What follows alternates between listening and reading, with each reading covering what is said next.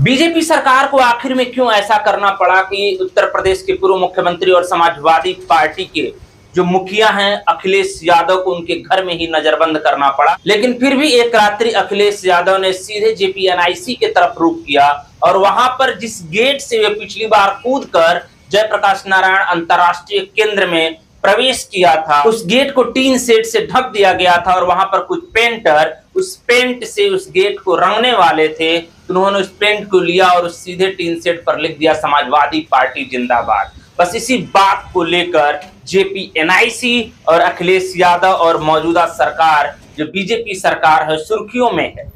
हालांकि बीजेपी सरकार के लोग कह रहे हैं कि अखिलेश यादव मीडिया की नजरों में आने के लिए नए नए तरीकों की जरूरत है, लेकिन अखिलेश यादव का बयान ही कुछ अलग है। उस तरफ जाने से पहले मैं आपको ये बताना चाहूंगा कि पिछले वर्ष 11 अक्टूबर को अखिलेश यादव जेपीएनआईसी यानी कि जयप्रकाश नारायण इंटरनेशनल केंद्र जो है इसके गेट को फांद कर उन्हें अंदर उस अंतर्राष्ट्रीय केंद्र के बीचों बीच जो जयप्रकाश नारायण की मूर्ति है उस पर माल्यार्पण करने के लिए जाना पड़ा। हालांकि सरकार के द्वारा अंदर जाने से रोक लगाया गया था, लेकिन इस बार उन्हें उनके घर में नजरबंद कर दिया गया और कारण बताया गया कि जयप्रकाश नारायण अंतर्राष्ट्रीय केंद्र में जो एलडीए यानी कि लखनऊ विकास प्राधिकरण जो कार्य कर रही है वहां पर किसी को भी जाने से रोक लगाई। अब ये तो जांच का विषय है कि ऐसा किस लिए हुआ है, लेकिन इस बार की घटनाओं पर अगर थोड़ा सा नजर दौड़ाते हैं तो चर्चा में जेपीएनआईसी है, जयप्रकाश नारायण अंतर्राष्ट्रीय केंद्र, जो कि जेपी आंदोलन से ही निकले और जयप्रकाश नारायण के साथ ही राजनीति के क्षेत्र में आए मुलायम सिंह यादव से जुड़ा हुआ है। और मुलायम सिंह यादव का यह सपना था कि लखनऊ के बीचों बीच एक सुंदर सा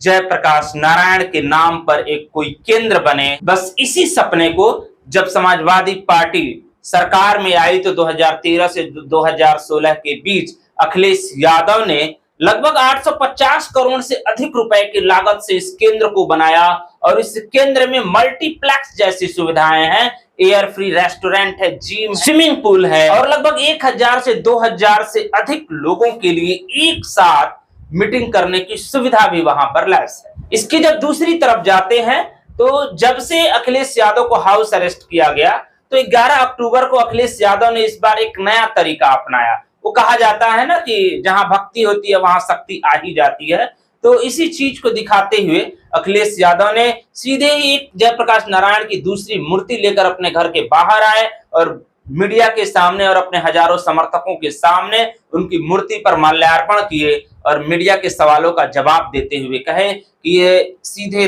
तौर पर जयप्रकाश नारायण का अपमान है और यहाँ पर मौजूदा सरकार की बौखलाहट साफ तौर पर दिखती है। समाजवादी पार्टी से जुड़े अन्य नेताओं से भी जब मीडिया के साथियों ने बातचीत किया तो उन्होंने भी लगभग मिलता जुलता बयान दिया। यहाँ तक कि शिवपाल सिंह यादव ने कहा कि यह भारतीय जनता पार्टी का एक निंदनीय कार्य है। जब राम गोपाल यादव से बातचीत हुआ तो उन्होंने सख्त लहजे में कहा कि भारतीय जनता पार्टी की सूझबूझ इस समय खोई हुई है, लेकिन वहीं पर मौजूदा उत्तर प्रदेश के प्रदेश अध्यक्ष और कांग्रेस के नेता अजय राय से बातचीत थी तो उन्होंने कहा भी कहीं ना कहीं जयप्रकाश नारायण के आंदोलन की ही उपज हो तो निश्चित तौर पर यह उनके अपमान का ही मामला सामने आता है। जब अयोध्या के सांसद से बातचीत थी तो उन्होंने काफी हास्यास्पद तरीके से इस मामले पर अपनी प्रतिक्रिया व्यक्त की, लेकिन दूसरी तरफ भारतीय जनता पार्टी के नेताओं से बातचीत थी तो उन्होंने कहा कि ये अखिलेश यादव का